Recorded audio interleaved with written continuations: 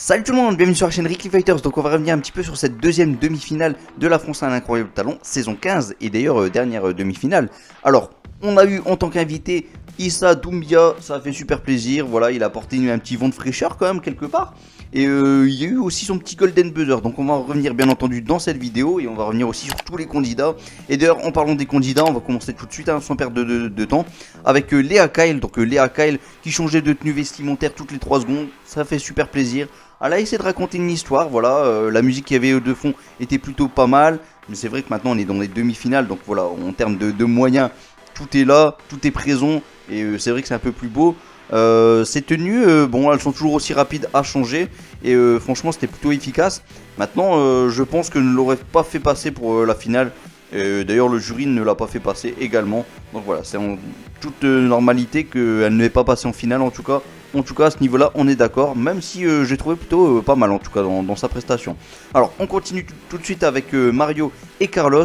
Donc voilà, Mario et Carlos clairement c'est du lourd. Rappelons quand même que Mario avait déjà fait la France a un incroyable talent tout seul, en solo. Il était plutôt efficace, il était même excellent. Mais là je trouve quand même qu'il a changé de style depuis que maintenant il fait son petit duo. Voilà, c'est vrai qu'à l'époque il avait fait son petit côté un petit peu je vais dans le bain, il y a de l'eau, tout ça. Et ouais, je trouvais que ça avait fait effet à l'époque. Et là maintenant en duo, bah, j'ai l'impression quand même qu'il a changé totalement de registre quasiment.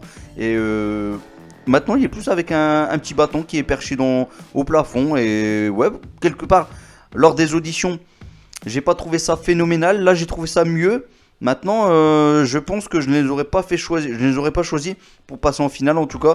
Voilà, c'est mon avis sur eux. Donc voilà, ils étaient excellents, hein, il faut pas mentir, faut pas se mentir. Ils étaient excellents, mais de là à les faire passer au-dessus, je pense pas. Malgré que voilà, pour moi, je trouve que on a eu exactement ce que l'on a eu lors des auditions, en version un peu améliorée, et sans plus. Voilà, c'est ce que je pense d'eux. Mais bon, après, c'est vrai que c'est du lourd déjà de base, donc voilà, c'est vrai que quelque part, en tout cas, ils ont clairement un incroyable talent. Voilà, il n'y a rien à redire sur ça. Alors, on va continuer du coup, bah, vous l'avez compris, hein, moi je les aurais pas fait passer malgré tout, mais on va continuer du coup avec la famille Lefebvre. Donc voilà, eux qui m'impressionnent d'être déjà en demi-finale, mais en plus de tout ça, eh bien, bah, on sait que maintenant ils ont gagné leur ticket pour la finale. Alors, ils sont venus avec leur musique, je les ai trouvés mieux que lors des auditions. Le choix musical était meilleur aussi, hein. Voilà, je sais qu'il y a le garçon, on va dire notre ami, comment il s'appelle déjà, Harry Potter, on va l'appeler comme ça. Lui, il nous a chanté une petite musique un petit peu de Jeff Buckley, voilà, Alléluia, en version un petit peu, voilà, latine. Bon, vous l'avez compris, en termes de musique, je m'y connais pas grand chose, mais voilà, je les ai trouvés meilleurs. C'est vrai que la première fois il m'avait quand même assez surpris, et pourtant je vous l'ai déjà dit, moi les musiques je suis pas un grand fan, mais là cette famille ils ont quand même fait effet. Mais de là à passer en finale, non, je suis pas d'accord, il y avait quand même eu des candidats bien meilleurs que ça dans cette deuxième demi-finale, donc pour moi je ne les aurais pas fait passer. Mais malgré tout quand même, c'est vrai que dans tout ce qu'on a eu en termes de musique, ils étaient pas mauvais, moi je l'avoue, honnêtement je l'avoue. Et pourtant je vous l'ai déjà dit, j'ai du mal avec les musiques, mais là clairement je trouve que c'était mérité de faire des éloges sur ce qu'ils ont fait, sur leur prestation. Maintenant je les aurais pas fait passer en finale pour autant, mais en tout cas ils ont gagné quand même leur ticket pour la finale, donc voilà, tant mieux. Quelque part on aura, mais bon, ça fait quand même 2 chanteurs pour la finale. On reviendra bien entendu sur tous nos finalistes, puisque je vais faire une vidéo juste après celle-ci pour vous donner mes pronostics par rapport à la finale, hein. Voilà, même si la finale ce sera pas du direct, ce sera pas du live, mais bon, peu importe. On continue du coup avec Yera et Léonilde. Donc là, bon, ils étaient repêchés déjà, ils ont été repêchés, il faut le savoir.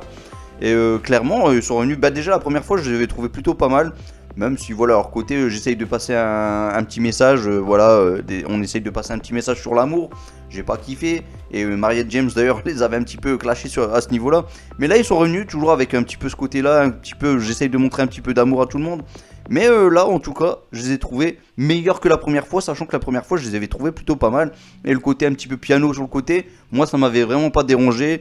Même si le piano, il avait servi que très peu. Bah là, ils sont revenus maintenant avec le canapé. Donc voilà, bon, ils ont passé une étape. Apparemment, ils logent ensemble dans le même appartement.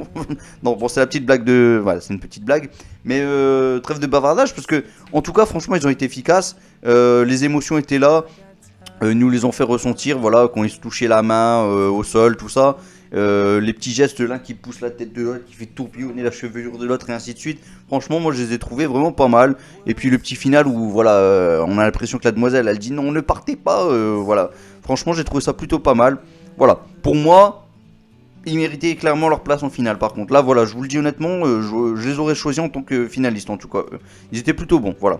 On continue du coup avec Pierrot de Montfort. Pierrot de Montfort, bon, j'avais pas aimé la première fois et là ça a pas changé, c'était encore pire. Et puis de toute façon, il connaissait même pas son texte, donc voilà, à ce niveau-là, il le disait lui-même. Il est venu en freestyle plus ou moins. C'est déjà un honneur qu'il était en demi-finale. Donc voilà, là il est revenu avec une musique un peu chelou encore une fois. Et d'ailleurs, il s'est occupé de rien du tout finalement. Voilà, c'est tout le staff qui s'est occupé de tout ça, même des paroles et compagnie. Donc voilà, quelqu'un qui était quand même assez connu apparemment, qui s'occupait des musiques de Joe Dassin ou un truc comme ça, enfin en tout cas des OST. Donc voilà. En tout cas, clairement, vous l'avez compris, moi je ne l'aurais pas fait passer, il n'est pas passé, il est venu en freestyle et puis voilà, en gros il repart gagnant quelque part malgré tout. Il s'est fait connaître malgré tout le petit bonhomme, hein, enfin le petit bonhomme de 88 ans quand même. Alors on continue du coup avec Marion Crompé, avec sa chevelure, hein, donc voilà, clairement sa chevelure et puis du pole dance si je dis pas de bêtises, je pense que ça s'appelle comme ça, ouais. Du pole dance, bon bah franchement elle était plutôt pas mal, hein, elle a fait le café carrément. Bon, de la passante finale, je pense que je ne l'aurais pas fait passer parce que je pense qu'il manquait quelque chose. En termes de musique, ça va, ça allait. L'animation derrière aussi. Sa prestation était plutôt bonne. Maintenant, voilà, on a eu une autre candidate derrière qui était bien meilleure. Donc je l'aurais pas fait passer, mais en tout cas franchement elle a été, voilà, clairement elle a fait quelque chose de sympa pour la soirée. En tout cas moi j'ai kiffé, moi j'ai vraiment kiffé sa prestation et c'était plutôt cool. Et du coup on continue avec une personne, je sais plus s'appelle comment, Alex quelque chose, Gowis je pense, il me semble de souvenir, parce que j'ai pas eu le temps de prendre son nom, mais bon peu importe. Il est venu avec ses petits tags lumineux. Il était meilleur parce que là, voilà, à un moment par exemple, il nous fait une petite voiture, enfin une sorte de camion, je ne sais quoi, et il met les phares comme ça qui brillent, ploup, ploup, ploup, qui met les feux. J'ai trouvé ça pas mal, franchement, il était meilleur. Et j'aime bien son côté original quand même dans ce qu'il nous a fait. Et puis bon, c'est vrai qu'il n'y a pas beaucoup de monde, c'est peut-être même le seul à faire ce genre de choses. Donc franchement, je souligne l'effort. Quelque part, c'est vrai que bon, il y avait un des jurys, je sais plus c'est qui l'a dit, mais en gros, il a résumé toute l'année de 2020 à travers ses petits dessins lumineux. Et franchement, c'était beau, c'était pas mal. Maintenant, je pense qu'en finale, il n'aurait pas fait quelque chose de plus. Et donc du coup, je l'aurais pas donné mon petit ticket pour la finale, mais voilà. En tout cas, il l'a pas eu. Mais en tout cas, voilà, respect quand même à lui parce qu'il a quand même fait du bon boulot. Quelque part, c'était mérité. Alors, on continue du coup avec B-Boy Hyper. Donc voilà, notre fameux Golden Buzzer. Voilà, franchement, je pense que c'est mérité. Je pense que j'aurais choisi le même Golden Buzzer. Non pas par rapport au fait qu'il a un handicap, parce que voilà, j'essaye de pas faire attention à ce genre de choses quand même. Quand je vois les candidats, je me dis, bon, j'essaye de me dire, ça serait un petit peu injuste de pénaliser tous les autres candidats sous prétexte que l'un vient avec un handicap. Voilà, c'est un petit peu dommage quand même. Mais bon, en tout cas, il est venu malgré tout avec cet handicap et il a raconté une histoire quelque part avec un décor, avec des ruines derrière. Franchement, j'ai trouvé le décor fabuleux. Bon, là, je pense qu'on peut remercier essentiellement le staff avec ces petits effets de nuages comme ça et puis bon ces efforts que lui fournissait. Franchement il y a eu pas mal d'émotions quand même dans ce qu'il nous a présenté et c'était juste ouf. Moi j'ai kiffé franchement du début à la fin. La musique était ouf. Voilà, je vais pas vous dire que je connais la musique, c'est pas vrai, mais en tout cas voilà, il a eu son Golden Buzzer et je trouvais ça plus que mérité et c'était beau. Et d'ailleurs voilà, franchement j'ai failli fondre en larmes, hein, je vais pas vous mentir. En tout cas voilà, on continue du coup avec Magus Utopia.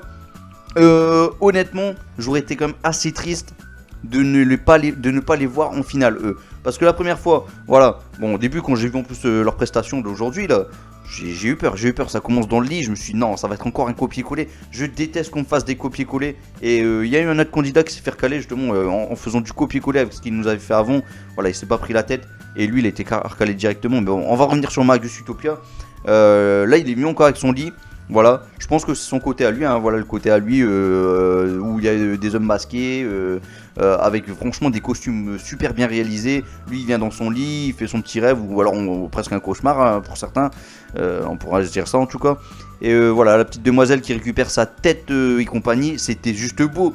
Franchement, il y a eu de l'illusion, il y a eu de la magie comme ça, des étincelles, il y a eu le lit qui bouge, qui fait du 360 degrés, c'était juste magnifique. Je me demande s'il n'y a pas une histoire de miroir quelque part là-dedans, parce que franchement, je pose la question à tous ceux qui sont magiciens aussi. Est-ce que vous avez, comment, quelle est la technique pour réaliser ce genre de choses? Parce que franchement, c'est juste époustouflant. En tout cas, franchement, le rendu final avec un décor qui rappelle un petit peu le décor de Dracula ou ce genre de choses. Moi, j'ai kiffé complètement. J'adore vraiment leur univers et vraiment, si j'ai l'occasion, si vraiment ils viennent un peu, on va dire, dans le nord de la France, j'hésiterai pas à essayer de me procurer un petit ticket pour y aller les voir, parce que franchement ça vaut le détour, mais voilà, clairement ça vaut le détour et c'était super beau.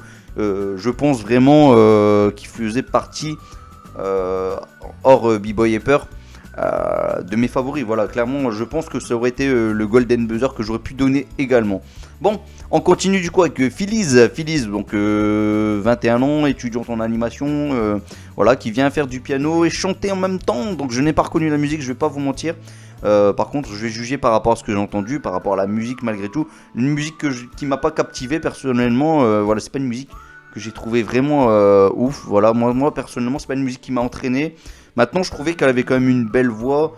Voilà, les fautes, comme quoi il y en a certains qui sont pleins, des jurys qui sont pleins, comme quoi il y avait des petites fautes, des petites notes un peu fausses comme ça. Je sais pas, j'ai pas remarqué, en tout cas j'ai vraiment pas remarqué. Peut-être que vous avez peut-être plus l'oreille. En tout cas, moi j'ai vraiment pas entendu de fausses notes. Donc à ce niveau-là, je vais vous dire que non, tout s'est bien passé. Et franchement, voilà, le souci, c'est que j'ai pas surkiffé. Mais maintenant, je trouvais qu'elle était meilleure que Lisa. Lisa avec sa version un peu slow. Et pourtant, Lisa, elle est passée à l'étape suivante. Donc, je trouve ça un peu injuste pour elle. Mais bon, après, on a eu d'excellents candidats quand même dans cette deuxième demi-finale. Donc, pour moi, elle ne méritait pas de passer. Voilà, je vous le dis honnêtement. Mais par contre, elle était pas si mauvaise que ça. Et pourtant, je vous l'ai dit, j'ai un gros souci avec les chanteuses. Et la première fois à l'audition, j'avais encore moins aimé que là, dans cette deuxième demi-finale en tout cas. Bon. On continue du coup avec Sadek et Nelia. Alors, la première fois, je trouvais que c'était venu un petit peu en freestyle comme ça. Et puis bon, avec la petite notoriété du père, hein, je trouvais ça un petit peu facile. Là, franchement, ils sont venus, je pense qu'ils ont réussi à me captiver. Clairement, voilà, ils sont venus avec un univers qui me plaît. Même si Mario, c'est loin d'être le jeu que je kiffe le plus. Mais voilà, le petit côté un petit peu jeu vidéo. Voilà, le côté, il passe de l'inanimé à l'animé. J'ai kiffé ce petit côté là. La demoiselle qui vient avec un t-shirt de Naruto quand même. Naruto, attention. Moi j'ai remarqué la chose. Moi ça m'a plu, j'étais complètement pris. Puis bon, le décor de fond derrière était pas mal. Les petits bruits sonores comme ça venant de Mario, moi j'ai reconnu les petits bruits quand on prend l'étoile, qu'on devient invincible ou ce genre de choses. Clairement, moi je les ai entendus tout ça. Et puis bon, leur prestation était juste géniale. On a vu la complicité entre les deux. Voilà, la complicité père-fille. On voit que le père pouvait se permettre de faire des critiques plus facilement à sa fille que si ça aurait été des amis, je pense. Même des fois des meilleurs amis, des fois on n'ose pas trop dire des choses. Là c'est sa fille. Je pense que les critiques, clairement, je pense que lui, il a dû un petit peu s'occuper de tout, de toute la mise en scène en tout cas. Voilà, en tout cas, excellent. Moi j'ai surkiffé. Beaucoup mieux que la première fois. Pour moi, il méritait de aller en finale. Voilà, je le dis honnêtement, il méritait de aller en finale. Donc on continue du coup avec Mandy Orozco. Donc Mandy Orozco, voilà la demoiselle qui fait... je disais que c'était du film du pole dance, mais non, rien à voir en vrai. Voilà, j'ai confondu pole dance avec ce qu'elle fait. Bon, je sais pas si on peut appeler ça du pole dance du coup. Je sais pas comment ça s'appelle, de l'équilibrisme ou un truc quelque chose dans le genre. Voilà, elle était avec ses foulards, ce genre de choses. Avant, elle avait fait ça avec du plastique hein, de mémoire. En tout cas, franchement, là c'était plutôt pas mal. Mandy Orozco, franchement, elle a fait quelque chose de vraiment cool. Maintenant, on a vu que voilà, il y avait une grande difficulté à tenir en équilibre sur ces deux foulards, on va dire, sur ce tissu en tout cas. Elle a rajouté en plus une difficulté de l'eau qui tombe. Franchement, toute la mise en scène, toute sa chorégraphie était juste ouf. Voilà, et puis bon, il faut l'avouer, la demoiselle, elle a joué aussi sur le côté un petit peu sensuel. Et franchement, ça a fait mouche. Moi, je trouvais que l'ensemble était plutôt agréable à voir. et la musique était cool. Donc franchement elle a fait du bon boulot, c'était kiffant et voilà, franchement elle méritait sa place aussi en finale. Maintenant il y en a qui méritaient plus, voilà, clairement il y en a qui méritaient plus et du coup elle n'aurait pas pu passer malgré tout. Mais bon, on continue du coup avec la demoiselle de 14 ans qui a eu ses 14 ans tout récemment, hein. Donc Mila qui fait en gros des acrobaties, tout ça, de la danse. On fait pas mal de choses en vrai, hein, pour une seule personne, avec un décor un peu planétaire comme ça, des bons petits décors, des bons petits paysages qui faisaient plaisir. Sa chorégraphie était plutôt pas mal avec une belle musique. Franchement, elle fait un son folle pour moi, elle méritait totalement de passer à la finale. Et ouais, et là, bon, j'ai encore en travers la gorge, mais la demoiselle Lisa de la première demi-finale qui est passée, moi je trouvais qu'elle ne méritait pas de passer. Elle ne méritait pas de passer, je le dis tout haut. Voilà, sa version un peu slow de la musique, ça m'a. Ouais, clairement, c'est resté encore coincé dans la gorge là. Ça veut pas partir. Voilà, j'ai encore cette petite rancœur. En tout cas, elle est venue, voilà, encore avec ce côté un petit peu aquatique aussi, avec les gouttes d'eau qui tombent, ça rappelle un peu la pluie. Voilà, franchement, ça fait clairement penser à un documentaire, mais avec une petite danse autour, c'est plutôt pas mal. Franchement, pour moi, elle a fait du bon boulot, Mila. Donc, on continue du coup avec Nicolas Virdis. Que dire, la première fois, il était plutôt rigolo à premier abord, en tout cas. Maintenant, méritait-il d'y aller jusqu'en demi-finale? Je pense que non, je vous l'avais déjà dit, il me semble, hein. Ou alors peut-être que j'avais dit autre chose, mais en tout cas, je vous le dis honnêtement, je pense pas qu'il méritait sa place en demi-finale. Il était vraiment venu en freestyle, il avait utilisé Karine Le Marchand, je crois qu'il avait utilisé quelqu'un d'autre encore, je sais plus qui. Et là, il a réutilisé la même. Il est revenu avec voilà, c'est un copier-coller de ce qu'il avait déjà fait. Et ça méritait pas d'y aller plus loin. Et voilà, clairement, il va pas plus loin. Et il s'est même fait clasher.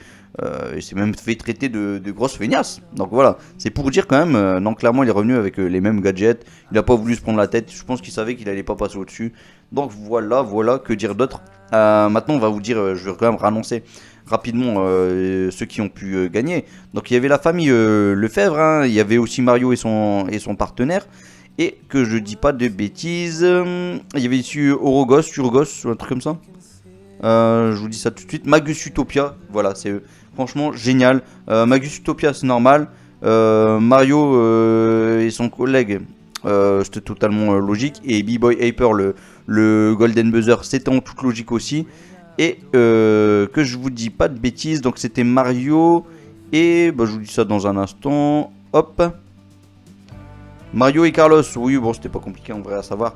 C'était plutôt pas mal en tout cas comme soirée. Meilleur que la première demi-finale, déjà, je trouvais. Maintenant, ça annonce du lourd pour la finale. Donc, je vais pas parler beaucoup plus parce que voilà, je vous ai dit déjà quel candidat pour moi méritait de passer plus que d'autres. Maintenant, de toute façon, on n'a pas le choix. On a ces candidats qui passent pour la finale en tout cas. Donc, je vais revenir sur nos finalistes.